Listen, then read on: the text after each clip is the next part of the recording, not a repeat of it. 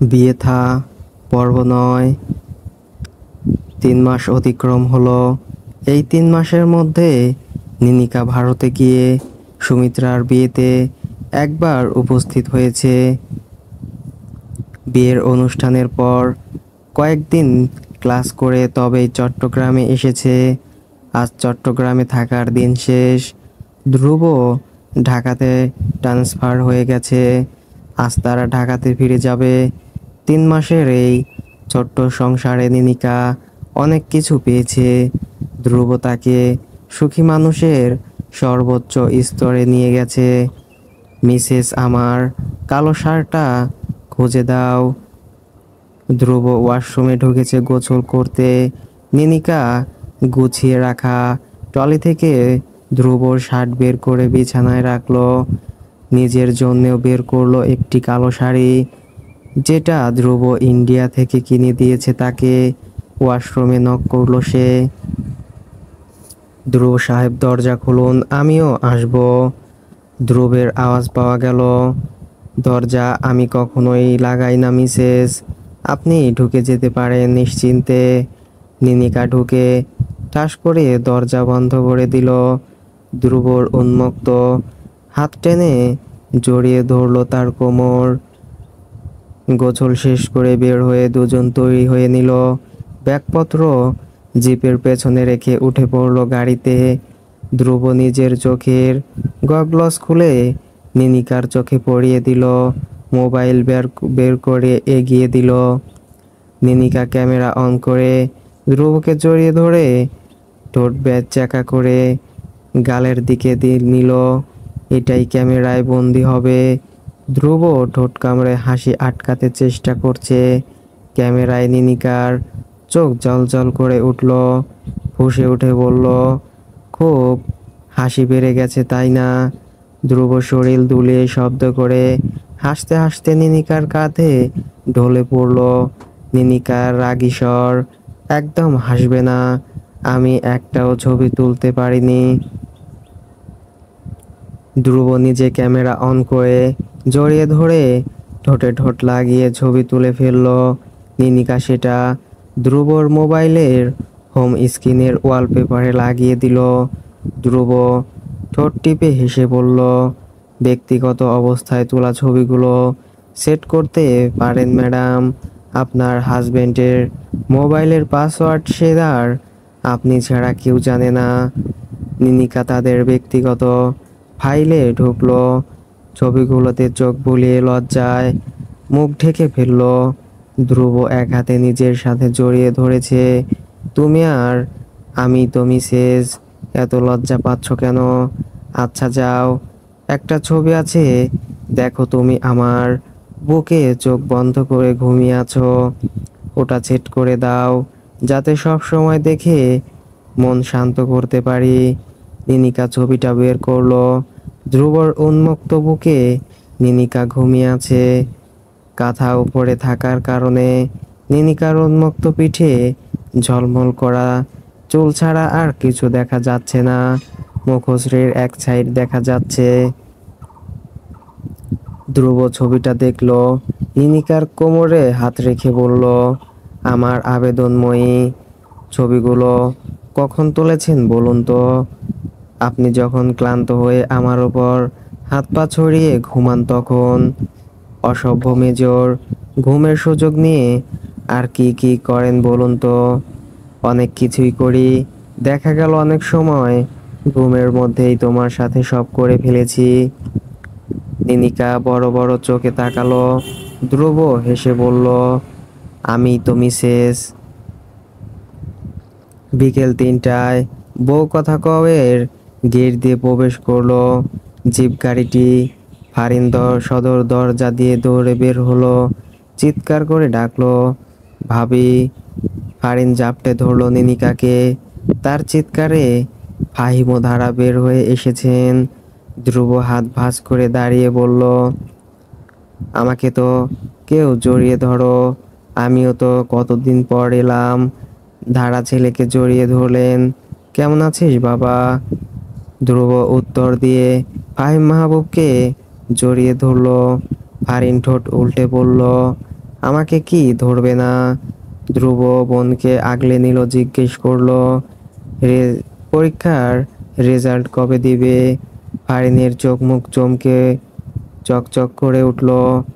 Bro, আমার সব পরীক্ষা ভালো হয়েছে, গোল্ডেন আসবে শিওর। তাই নাকি? আরও কয়েকদিন বাকি না রেজাল্টের? ভালো কিছুই হবে। তবে আমার জন্য কি এনেছো? ধ্রুব বোনকে আগলে ধরে বাড়ির ভেতরে ঢুকতে লাগলো। অনেক কিছুই এনেছি বনু, নিনিকা সব পছন্দ করে কিনেছে। পেছনে হেঁটে আসা নিনিকার দিকে ফারিন উজ্জ্বল চোখে তাকালো। সত্যি? নিনিকা হেসে মাথা নাড়ালো। ফারিন উচ্ছ্বাসে চিৎকার করলো, তাড়াতাড়ি দেখাও, না হলে আমি শান্তি পাবো না। ধারা গম্ভীর স্বরে বললেন, ভাই ভাবিকে একটু রেস্ট নিতে দাও ফারিন, বাচ্চামো করো না, তারা জার্নি করে এসেছে। ফারিন মুখ কালো করে ফেলল। নিনিকা ফারিনের হাত টেনে নিয়ে যেতে যেতে বলল, একদমই ক্লান্ত নই মা। ধ্রুব ফাহিম মাহবুবের হাত থেকে সব ব্যাগপত্র নিচে রাখলো। নিনিকা সোফায় বসলো ফারিনের নিয়ে। ধারাও ফাহিম মাহবুবও বসলেন। ধ্রুব ফারিনের জন্য কেনা জিনিসগুলো একসাথে একটা ব্যাগেই রেখেছে, সেটাই খুললো, সব কিছু বের করে রাখলো। ফারিন লাল রঙের গ্রাউন্ডটার দিকে মুখে হাত দিয়ে তাকিয়ে থাকলো। মাম্মা, এটা কত সুন্দর, এটা আমার। নিনিকা সব একটা একটা করে দেখতে লাগলো। এখানে সবই তোর, মা বাবার গুলো আমার ব্যাগে। নিনিকা নিজের ব্যাগ থেকে ফাহিম মাহবুবও ধারার জন্য কেনা জামা কাপড় বের করে দিল। ধারাও ফাহিমের পছন্দগুলো সব। ধ্রুব হুট করে বলল, আমার জন্য কিনলে, তোমার হাজবেন্ডের জন্য তো কিনলে না মিসেস? নিনিকা হেসে আরেকটা প্যাকেট বের করে ধ্রুবর দিকে এগিয়ে দিল। এটা আপনার মাই ডিয়ার হাজবেন্ড। ধ্রুব খুলে দেখল, লাল নীল সহ যত কালার আছে সব রঙের একটি করে শার্ট। আপনি কালো সাদা ছাড়া তেমন কোনো রঙেরই শার্ট পরেন না, সেই জন্য কিনেছি এগুলো, মাঝে মধ্যে পরলে ভালো লাগবে। এটা সত্যি। ধ্রুব চাকরিতে জয়েন করার পর তেমন কোনো রঙেরই শার্ট পরে না, হয় সাদা না হয় কালো। ধ্রুব মাথা নাড়ালো, অবশ্যই মিসেস, আমি পরবো। নিনিকা হাতে পড়া ঘড়ি খুলে নতুন আরেকটি পরিয়ে দিল। এটাও আপনার, সুন্দর না? ধ্রুবের ঠোঁটের কোণে হাসি। First class Mrs. ধারা চিন্তিত হয়ে বললেন, তোমার জন্য কিছু কেননি মা? কিনেছি মা, তবে অনলাইনে, ওগুলো আজ দিয়ে যাবে হয়তো।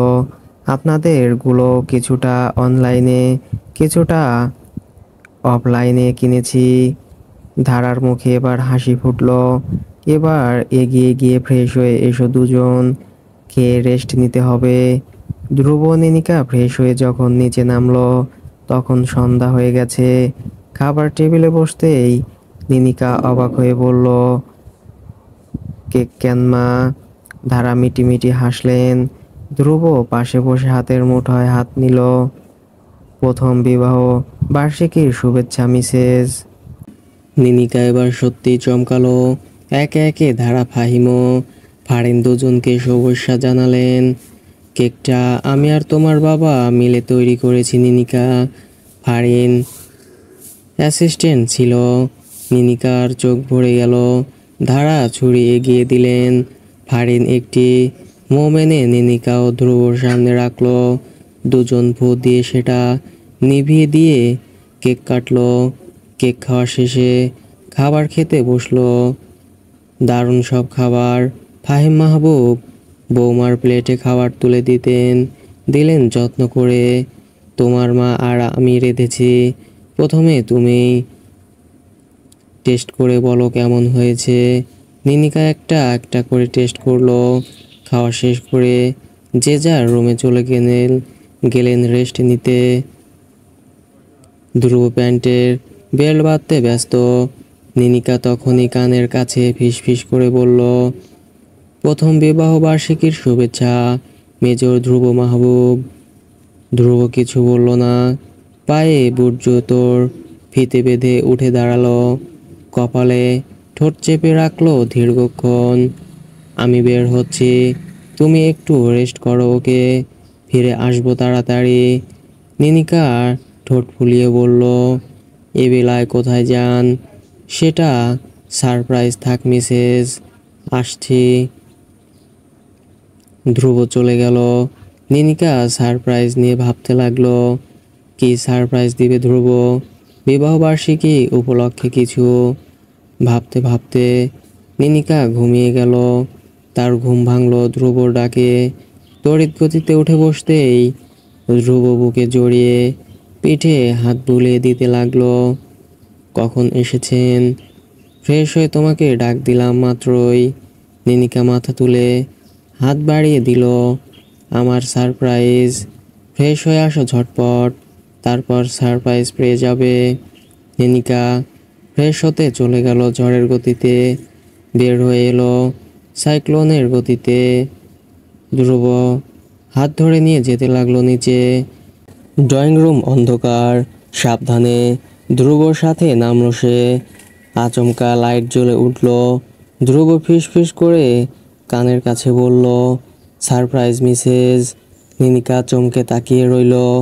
ড্রয়িং রুমে হাসি হাসি মুখ করে দাঁড়িয়ে আছেন রমজান শেখ ও মিথিলা। দুজন নিনিকার দিকে এগিয়ে এলেন। মিথিলা মেয়েকে জড়িয়ে ধরে বললেন, কেমন আছো আমার মা? প্রথম বিবাহবার্ষিকীর শুভেচ্ছা তোমার নিনিকা। নিনিকা উত্তর দিল না, নির্বাক হয়ে দাঁড়িয়ে রইল। তাকে আশ্চর্য করে দিয়ে রমজান শেখ মেয়েকে জড়িয়ে ধরলেন, কপালে আদর দিয়ে বললেন, বাবার ওপর তোমার অনেক রাগ জানি, মানুষ মাত্রই তো ভুল মা, পারলে তোমার এই ঘৃণ পিতাকে ক্ষমা করে দিও। প্রথম বিবাহ বার্ষিকীর শুভেচ্ছা যেন সর্বদা হাসি খুশি থাকো। আমি তোমাকে যা দিতে পারিনি তা তোমাকে এই পরিবার মন প্রাণ দিয়ে ভরে দিচ্ছে। আমি তোমার এই সুখে আনন্দিত আমার মেয়ে। নিনিকা অপলক তাকিয়ে রইল শুধু, চোখ মুখে অবিশ্বাস্য ভাব। তার এখনো বিশ্বাস হচ্ছে না মানুষ, সামনের মানুষটি তার কাছে ক্ষমা চাইছে। নিনিকা নিজেকে ছাড়িয়ে নিয়ে দৌড়ে উপরে উঠে গেল। ধ্রুব পিছু পিছু যেতে নিলেই মিথিলা আটকে দিলেন। আমি ওর সাথে কিছু কথা বলতে চাই ধ্রুব। ধ্রুব মাথা নাড়ালো, নিশ্চয়ই। বালিশে মুখ গুজে কাঁদছে নিনিকা। পিঠের ওপর একটি হাত রাখলো কেউ। নিনিকা কান্না থামিয়ে দিল। মিথিলা মাথায় হাত বুলিয়ে দিতে লাগলেন, তুমি আজ যে মানুষটাকে দেখছো সে আমার সেই প্রেমিক পুরুষ যাকে শুধু ভালোবাসা যায়, ঘৃণা করা যায় না। নিনিকার কণ্ঠে তাচ্ছিল্য। তাই নাকি? তবে শুনে রাখো, তোমার ওই প্রেমিক পুরুষকে আমি প্রচণ্ড ঘৃণা করি। আজ আমি তোমাকে যা বলবো তা শুনলে তুমি তাকে আর কখনোই ঘৃণা করতে পারবে না হয়তো। শুনবে? কিছুই শুনতে চাই না। তোমার অন্ধ ভালোবাসার গল্প শুনে আমার কাজ নেই। শুনে দেখো, না হলে এক সময় আফসোস হবে তোমার যে কেন তুমি আমার কথাগুলো শুনলে না। তাই নাকি? ঠিক আছে, বলুন শুনি।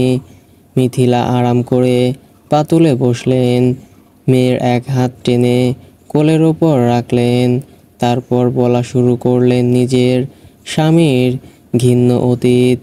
পুরোটা সময় নিনিকা কখনো ধমকে গেছে, কখনো নিজের বাবা নামক মানুষটির কষ্টে কেঁদে ফেলেছে। তুমি কি তাকে এখনো ক্ষমা করতে পারবে না? মানুষটিকে আমি অনেক কষ্টে সুস্থ করে তুলেছি। সে এখন তার মেয়ের মুখে বাবা ডাক শুনতে চায়, রাত হলে ঘুমায় না, তাকে অপরাধ বোধ করে করে খায়। আজ তোমার প্রথম বিবাহ বার্ষিকী। মানুষটার নিজের জামাতার সাথে দারুণ ভাব হয়ে গেছে। ধ্রুব আর সে মিলে কি কি কথা বলা বলি করেছে আমি জানি না, তবে তাদের আলোচনার বস্তু হয়তো তুমি ছিলে। সে তোমার কাছে ক্ষমা চাইতে আসতে চায়নি, হয়তো ধ্রুবই আশ্বাস দিয়েছে, সেই জন্য আজ ক্ষমা চাইতে এসেছে। কারণ তার মতে নিজের করা অপরাধের ক্ষমা হতে পারে না। তুমি কি তাকে ক্ষমা করে দিয়ে তার অপরাধবোধ কমিয়ে দিতে পারবে না? খুব কি ক্ষতি হয়ে যাবে নিনিকা? নিনিকা চোখের পানি মুছে বলল, আমাকে ভাবতে হবে তাকে ক্ষমা করা যায় কি না। আমি ভেবে দেখব। মিথিলা উঠে দাঁড়ালেন। আরও কয়েক ঘন্টা আছি তোমার শ্বশুর বাড়িতে, এর মধ্যে জানিয়ে দিও কিছু একটা, না হলে মানুষটা আশা নিয়ে বসে থাকবে, সাথে আমিও। মিথিলা যেতেই ধ্রুব ঘরে ঢুকলো। নিনিকা ঝাঁপিয়ে পড়ল তার বুকে। ধ্রুব মাথা দিল না, বাধা দিল না, কাঁদুক, মন হালকা হবে। নিনিকা এক সময় কান্না বন্ধ করলো। ধ্রুব তাকে বিছানায় বসিয়ে নিচে হাঁটু গেড়ে বসলো, দুহাত মুঠোয় নিয়ে বলল, তাকাও আমার দিকে। নিনিকা তাকালো। তোমার মনে আছে মিসেস, আমি তোমাকে বলেছিলাম সুমিত্রার সাথে প্ল্যান করে তোমাকে দার্জিলিং নিয়ে আসতে বলেছিলাম। হুম, তোমার কখনো মনে হয়নি আমি কিভাবে সুমিত্রার খোঁজ পেলাম? কিভাবে পেয়েছেন? ধ্রুব একটু সময় নিয়ে বলল, তোমার বাবা, যাকে তুমি ক্ষমা করতে পারছো না, তিনি আমাকে সুমিত্রার নাম্বার দিয়ে বলেছিলেন নিজের পালিয়ে যাওয়া বউয়ের খোঁজ পেয়ে যাবে। নিনিকার মুখ হা হয়ে গেল। কি? হুম, আমি বাবার কাছ থেকে তোমার বাবা মানে শ্বশুর মশাইয়ের নম্বর নিয়েছিলাম, তুমি কোথায় থাকতে পারো তার বিষয়ে কিছু জানেন কিনা জিজ্ঞেস করেছিলাম। নিনিকা চুপ করে রইল।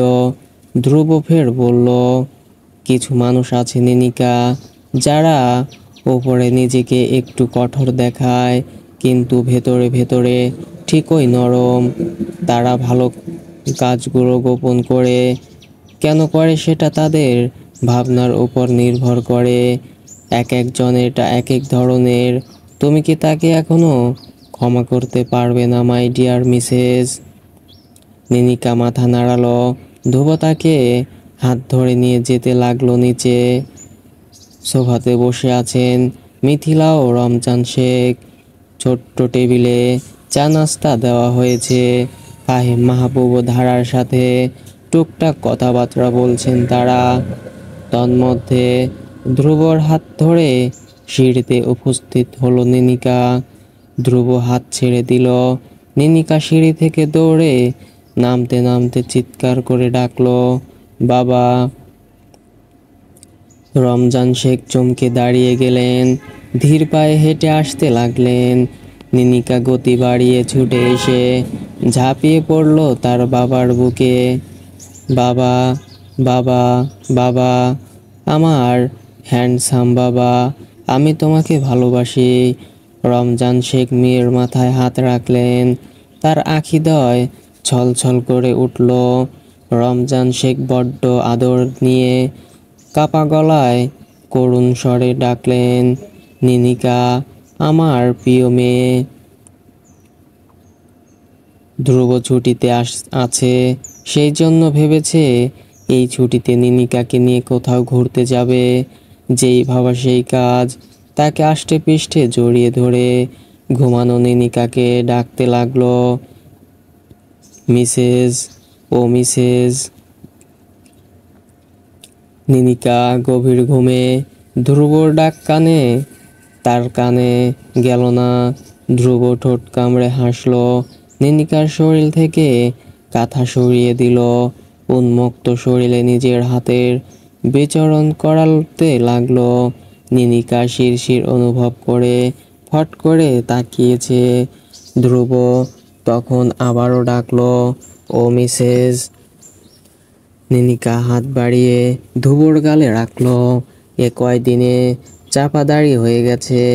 চাপ দাড়িতে তার হাজবেন্ডকে অন্যরকম সুন্দর লাগে দেখতে। মুখের সাথে মুখ লাগিয়ে রাখলো। দাড়ির খোঁচাতে গালে ব্যথা পেলেও সরে গেল না। ধ্রুব এক হাত গালে ছোঁয়ালো। আমার বউ কি শুনবে না? নিনিকার কণ্ঠ শোনা গেল। শুনছি, বলো তো। চলো হানিমুনে যাই। আচ্ছা। ধ্রুব গালে ঠোঁট চেপে ধরলো। কোন কান্ট্রিতে যেতে চাও? যেখানে নিয়ে যাবে সেখানেই যাব। পছন্দ তো জানাও, সেখানেই যাব না হয়। প্রথম বিবাহ বার্ষিকী উপলক্ষে এতটুকু তো তোমাকে দিতেই পারি মাই ওয়াইফ। আমাদের 3 মাসের সংসারের জিনিসপত্রগুলো কি করেছো? ধ্রুব গালে নাক ঘষল। বাড়িতে এসে পড়বে কয়েকদিনের ভেতরে। নিনিকা পিঠ আঁকড়ে ধরল শক্ত করে। ধ্রুব ঠোঁটে ঠোঁট লাগিয়ে বলল, আগে বলো কোন কান্ট্রিতে হানিমুনে যেতে চাও, তারপর আদর পাবে। নিনিকা ঠোঁট ফুলালো। বলবো না, যাও। বলো না প্লিজ। বলবো না, বলবো না, বলবো না। তোমার আদরও লাগবে না। ধ্রুব চোখ কপালে। আদর লাগবে না কেন? এই তো কয়েক সেকেন্ড আগেও জাপটে ধরেছিলে। নিনিকার কণ্ঠে অভিমান। তুমি আদর দিলে দাও, না দিলে নাই। আমি ফারিনের ঘরে ঘুমাবো আগামীকাল থেকে। ও অনেকবার বলেছে ওর ঘরে থাকতে। ধ্রুবর চোখ বড় বড় হয়ে গেল। জাপটে ধরে নিজের সাথে মিশিয়ে নিল। খবরদার মিসেস, তোমার ওই শয়তান ননদিনীর কথা ভুলেও শুনতে যেও না। ও সব সময়ই আমাকে জ্বালাতে চেষ্টা করে। শুনবই, মেরে ফেলবো না তোমায়। শুধু ঘর থেকে এক পা বের হয়ে দেখিও। নিনিকা ধ্রুবর থেকে নিজেকে ছাড়াতে চেষ্টা করলো।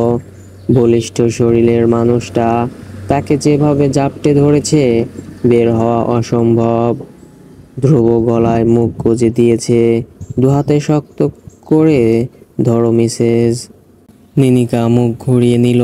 ধ্রুব নিজের কাজ করতে লাগলো। একসময় নিনিকা ঠিকই জড়িয়ে ধরলো। ধ্রুব ঠোঁটে দাঁত বসিয়ে দিল। ধরলে যে। উফ, অসভ্য লোক একটা। ধ্রুব উপর থেকে নেমে পাশ ফিরে শুয়ে পড়ল। নিনিকা চোখের পলকে হাত পা উপরে তুলে গলা জড়িয়ে ধরল। এই যে বাজে লোক, তুমি এত অভিমান করো কেন? ও আল্লাহ, মেজর মানুষ এত অভিমান কিভাবে করতে পারে? ধ্রুব নড়ল না। নিনিকা টেনে সোজা করলো। বুকের ওপর উঠে বসলো। হাত দিয়ে বন্ধ চোখ জোড়া খুলতে চেষ্টা করলো। দুহাতে গাল টেনে দিতে লাগলো। ঠোঁট এদিক সেদিক করতে লাগলো। ধ্রুব তবুও চোখ মিলল না। নিনিকা ঝুঁকে মাথায় চুমু খেলো। আমার হ্যান্ডসাম বর, আমার লক্ষ্মী বর, আমার সুন্দর জামাই, আমার প্রিয় বর, আমার মেজর, আমার ধ্রুব, আমার ভবিষ্যৎ বাচ্চার বাবা। আমার অভিমান করে থেকো না উম্মা। ধ্রুব শব্দ করে হেসে ফেলল। কাঁথা টেনে উপরে দিয়ে জাপটে ধরল নিশিকাকে। আমার লক্ষ্মীটি, আমার পুতুল, আমার আদুরে মিসেস, তোমার কপালে লক্ষ কোটি উম্মা। নিশিকা আগের থেকে অনেক এলোমেলো হয়েছে। সবই ধ্রুবর যত্ন আর ভালোবাসার জন্য। ধ্রুবর ঠোঁট কাটা মুখ দিয়ে বের হয়ে এলো, এলোমেলো মিসেসকে আদর করতে এত ভালো লাগে কেন? সে আপনার বউ তাই। আমি কখনো মা বোন ছাড়া অন্য কোনো মেয়ের সাথে মিশতাম না মিসেস। আমার কোনো মেয়ে বন্ধু ছিল না। সমবয়সী ক্লাসমেটরা বলতো আমি আনরোমান্টিক। আমার বউ বিয়ের 2 দিন পর আমাকে ছেড়ে পালিয়ে যাবে। জানি মেজর, ফারিন তোমার সম্পর্কে বলেছে। বাবা সেজন্যই তোমাকে জোর করে রাজি করিয়ে আমার সাথে বিয়ে দেন। না হলে নাকি তুমি কখনো বিয়েই করতে না? আমাকে তোমার আনরোমান্টিক মনে হয় আমার পুতুল। আমার মনে হয় দুনিয়ার সবচাইতে রোমান্টিক মানুষটি আমার বর মেজর ধ্রুব মাহবুব। ধ্রুব বুকে নাক ঘষল। আর তুমি আমার আবেদনময়ী মিসেস, আমার রোমান্টিক বউ, আমার মোমের পুতুল নিনিকা। রমজান শেখ দাওয়াত দিতে গিয়েছিলেন।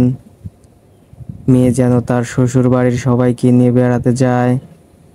আজ সেই দাওয়াত রক্ষা করতেই সবাই শেখ বাড়িতে যাচ্ছে। কালো গাড়িতে সবাই উঠে বসেছে। ধ্রুব ডাইভ করছে। তার পাশে ফাহিম মাহবুব বসেছেন। পেছনে বসেছে নিনিকা। ধারাও ফারিন। ফাহিম মাহবুব পাঞ্জাবি পরেছেন। ধ্রুবর বাবার সাথে মিলিয়ে পাঞ্জাবি পরেছে।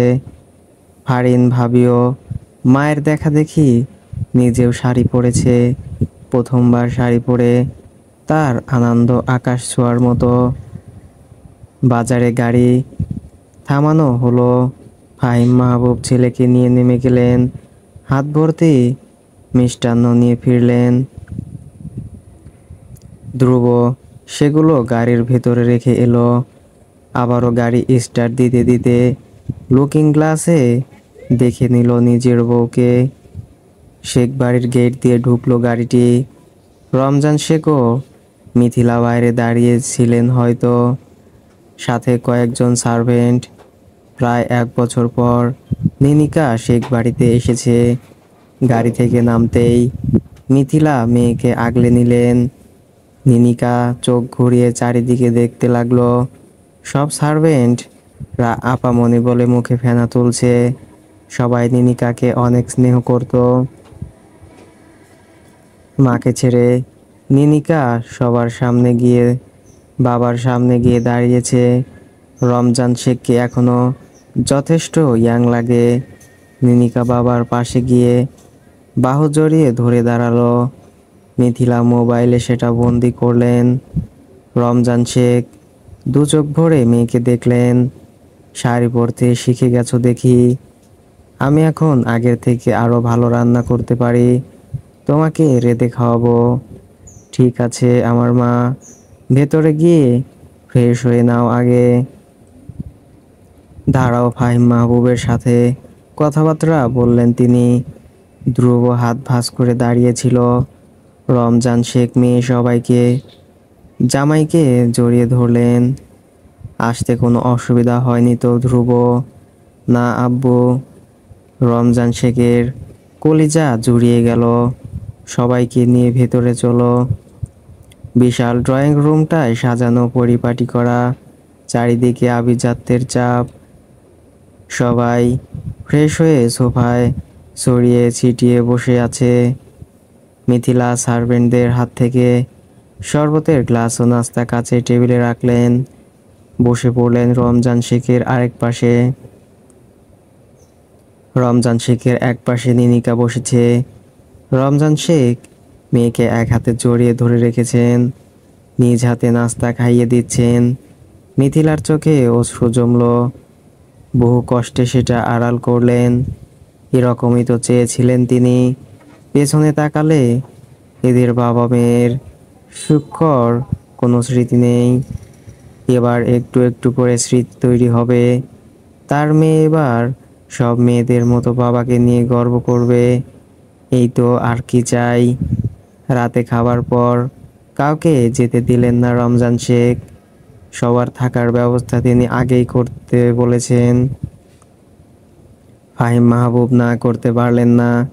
রমজান শেখ মেয়েকে নিজের ঘরে নিয়ে এলেন। নিজের বুকে শুয়ে মাথায় হাত বুলিয়ে দিয়ে গল্প করতে লাগলেন। নিনিকা দুই হাতে শক্ত করে তার বাবাকে ধরে রেখেছেন। আরেক পাশ থেকে মিথিলা স্বামীকে ধরে ঘুমাচ্ছেন। রমজান শেখ বললেন, তোমার মাকে অনেক কষ্ট দিয়েছি নিনি। তুমিও কোনো অভিযোগ করছে না। ওর কি এত ভালো হওয়া উচিত ছিল বলো তো? মা তোমাকে অনেক ভালোবাসে বাবা। তার কাছে সবকিছুর ঊর্ধ্বে নিজের ভালোবাসা। তার দিক থেকে সবকিছুই ঠিক আছে। তুমি তোমার মায়ের জায়গা থাকলে কি করতে মা? তুমি কি পারতে শত অত্যাচার সহ্য করেও কারো সংসার করতে? না বাবা, আমি মায়ের মতো হতে পারবো না কখনো। আজকালকার জেনারেশনে সবার আত্মসম্মান বেশি, আমিও বাদ নই।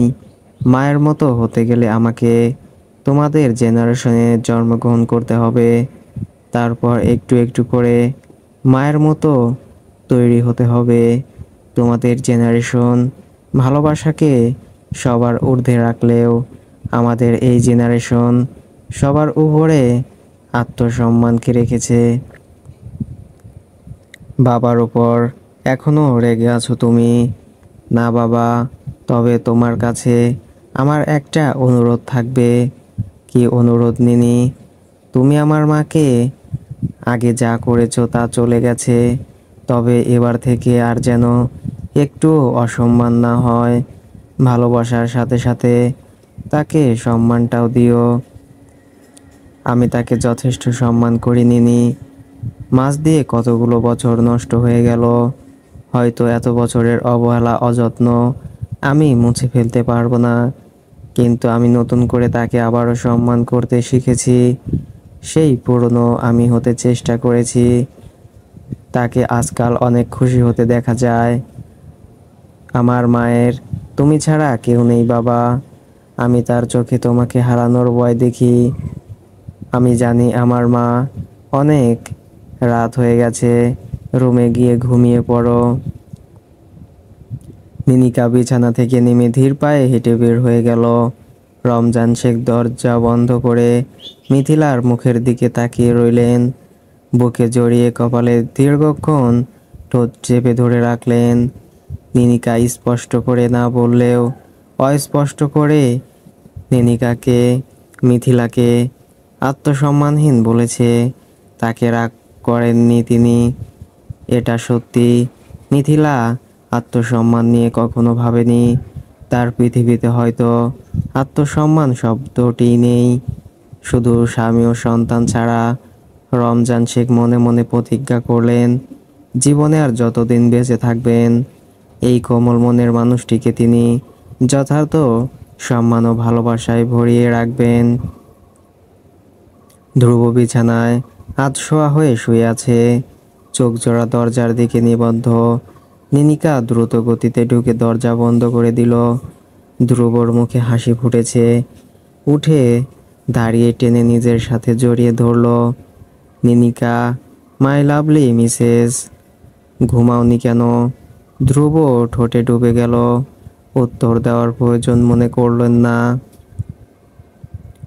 পরদিন দুপুরে সবাই শেখ বাড়ি থেকে বিদায় নিতে চলে গেল।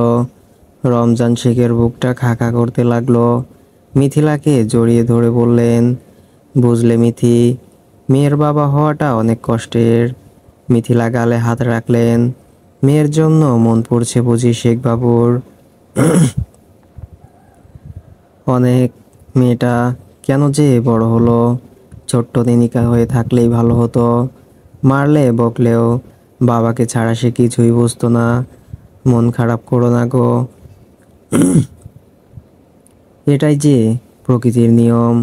ছেলে বড় হলে বিয়ে করিয়ে বউ আনতে হয়, আর মেয়ে বড় হলে বিয়ে দিয়ে শ্বশুর বাড়ি পাঠাতে হয়। এই যে দেখো, আমিও একদিন এসেছিলাম। ধ্রুব ছেলেটা অনেক ভালো মিথি, আমার মেয়েকে সুখী রাখবে অনেক। সে আর বলতে, ওদের পরিবারের সবাই ভালো। নিজের মেয়েকে তুমি যোগ্য একজনের কাছেই বিয়ে দিয়েছো, যে তোমার মেয়েকে আগলে রাখবে। ধ্রুব ও নিনিকা সুইজারল্যান্ডে হানিমুনে যাবে। হারিয়ে নিজেকে কি কি লাগবে লিস্ট করছে। তারপর ধরিয়ে দিয়েছে ধ্রুবর হাতে টিকিট। ফাহিম মাহবুব নিজেই গিফট করেছেন। গত শত বলেও নিনিকার পছন্দের বাইরের কোনো ক্রান্তি আছে কিনা জানা যায়নি। তার এক কথা, তার কাছে তার নিজের কান্ট্রি প্রিয়। বিয়ের 1 বছর পর হানিমুনে যাবে তারা। নিনিকার মাথায় কখনো এই শব্দটা আসেনি। ধ্রুব সাথে আছে মানেই প্রতিদিন তার হানিমুন। সুতরাং বাহিরের দেশে এত টাকা খরচ করে গিয়ে 1 সপ্তাহ রাত কাটিয়ে একটু ঘুরে ফিরে সেটাকে হানিমুন বলতে ইচ্ছুক নয় সে। ধ্রুব বউয়ের যুক্তি মেনে নিয়েছে, বলেছে, তাহলে ধরে নাও এটা আমাদের বিবাহবার্ষিকী উপলক্ষে দুজনের একটা ট্রিপ। গাড়িতে ব্যাগপত্র রাখলো ধ্রুব। পরনে লাল শার্ট, কোমরে হাত রেখে নিনিকার জন্য অপেক্ষা করছে। তার মিসেস 2 ঘন্টা আগে রেডি হতে বসেছিল, এখনো শেষ হয়েছে কিনা কে জানে। আরও কিছু সময় দাঁড়ানোর পর নিনিকাকে বের হতে দেখা গেল। পার্পল রঙের গাউন পরেছে, এই গরমে 2 ঘন্টা লাগিয়ে সেজেছে। হাই হিলের শব্দ তুলে হেঁটে আসলো ধ্রুবর দিকে। চুলের উপর থেকে সানগ্লাস খুলে চোখে পড়ে ধ্রুবর বাহু জড়িয়ে ধরেছে। কেমন লাগছে আমায়? ধ্রুব এক হাত দিয়ে সামনে আসা চুল কানে গুজে দিল। আমার পুতুলকে সব সময় সুন্দর লাগে। নিনিকার ঠোঁট প্রসারিত হলো, লিপস্টিকে আবরিত ঠোঁট চেপে ধরলো ধ্রুবর গালে। পরে নিজেই টিস্যু দিয়ে মুছে দিতে লাগলো গাল। ধ্রুব ঠোঁট কামড়ে হাসছে। ফাহিম মাহবুবও ধারা বের হয়ে এলেন। ফারিন মা বাবার পেছন পেছন দৌড়ে এলো। আবারও ধ্রুবকে মনে করিয়ে দিল, যা লিখে দিয়েছি তা আনবে কিন্তু। তাদের থেকে বিদায় নিয়ে দুজন গাড়ির পেছনের সিটে উঠে বসলো। গাড়ি এক সময় বউ কথা কও থেকে বের হয়ে এয়ারপোর্টের দিকে ছুটলো। এয়ারপোর্টে পৌঁছে নিনিকা লাফাতে লাফাতে ঢুকে পড়লো।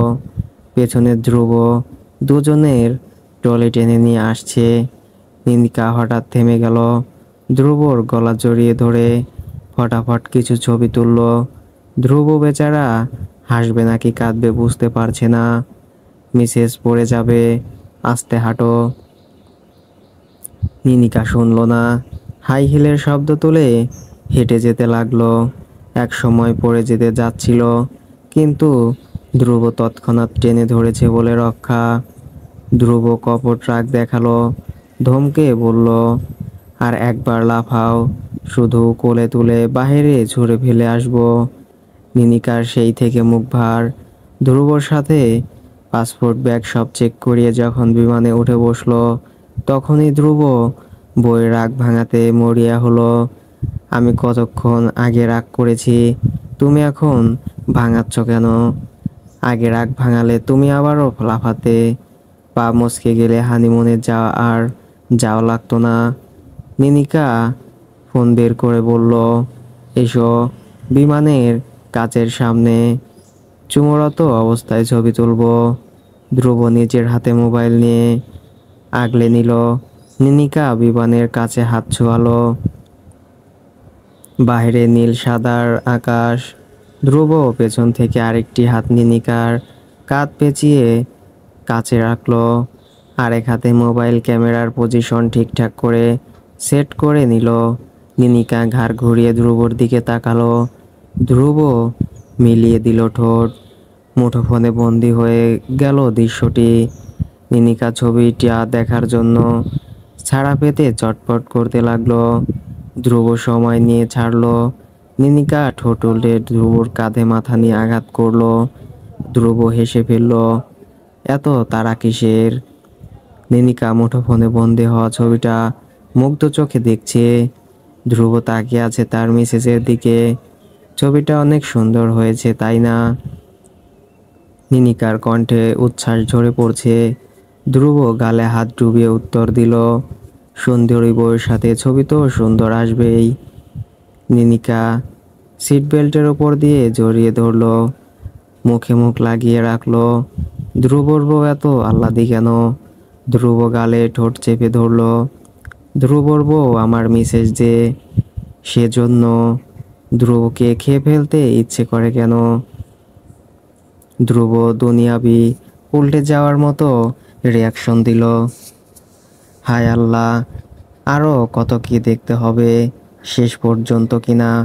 খাবার রেখে মানুষ খেতে চাও? নিনিকার মুখ দিয়ে বের হয়ে গেল, তোমাকে খেতে বাকি রেখেছি নাকি? নিনিকা মুখ লুকিয়ে ফেলল। ধ্রুব অনেক কষ্টে হাসি নিয়ন্ত্রণ করেছে। নিনিকার ঢেকে রাখা মুখ থেকে হাত সরালো। নিনিকা ঠোঁট উল্টে পড়ল। ঠোঁট কাটা লোকের সাথে থাকতে থাকতে আমিও ঠোঁট কাটা হয়ে গেছি। তাই নাকি? আহারে, আমরা বাংলাদেশে ব্যাক করে সেই ঠোঁট কাটা লোকের নামে মামলা করব কেমন? কত বড় সাহস, আমার বউকে ঠোঁট কাটা বানিয়ে দিয়েছে। নিনিকা গলায় চিমটি দিয়ে মুখ ঘুরিয়ে বসে রইল। ফ্লাইটে বসে অর্ধেক সময় ধ্রুবর বউয়ের অভিমান ভাঙাতে ভাঙাতেই কেটে গেল। দুজন যখন 7 দিন পর হানিমুন থেকে ফিরল, তখন চমকে গেল।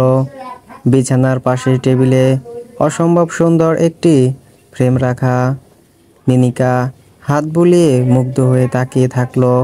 ফারিন দরজার পেছন থেকে বের হয়ে চিৎকার করলো, সারপ্রাইজ!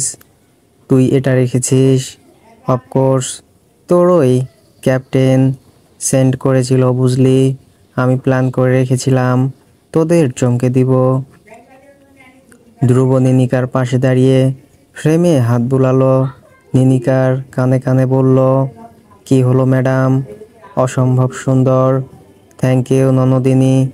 এটা আমাদের রুমে এখানেই থাকবে এখন থেকে। ফারিন মাথা নাড়িয়ে দুজনকে ফ্রেশ হয়ে নিচে আসতে বলে চলে গেল। ধ্রুব পেছন থেকে জড়িয়ে ধরল, এত আবেগী হচ্ছ যে? ধ্রুব, ভালো করে দেখো, ছবিটা কত সুন্দর। এক টুকরো প্রকৃতির মধ্যে সেনাবাহিনীর ইউনিফর্ম পরা তুমি, সাদা গাউন পরা আমি। কে নিয়ে ঘুরছো? এই দেখো মাথার ক্যাপ। তোমার আমার ছবি ক্যাপ্টেন তুলেছে। ক্যাপ্টেনকে তো দেখতে হচ্ছে। কি বলো? এত সুন্দর ছবি তোলার জন্য তাকে তো তোমার চুমু খাওয়া উচিত।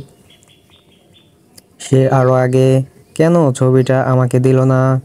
এত সুন্দর ছবি যদি ফারিন ফ্রেম বানিয়ে চমকে না দিত, আমরা কখনোই ছবিটা সম্পর্কে জানতে পারতাম না। এটার জন্য হলেও তাকে আমি ধরবো। নিনিকা গলা জড়িয়ে ধরলো। থাক না, ছেড়ে দাও। ঠিক আছে, ছেড়ে দিলাম। সো ফ্রেন্ডস, গল্পটি কেমন লাগলো অবশ্যই কমেন্ট করে জানিয়ে দিন, এবং নিত্য নতুন গল্প দেখতে চাইলে চ্যানেলটি সাবস্ক্রাইব করে রাখুন। ধন্যবাদ সবাইকে।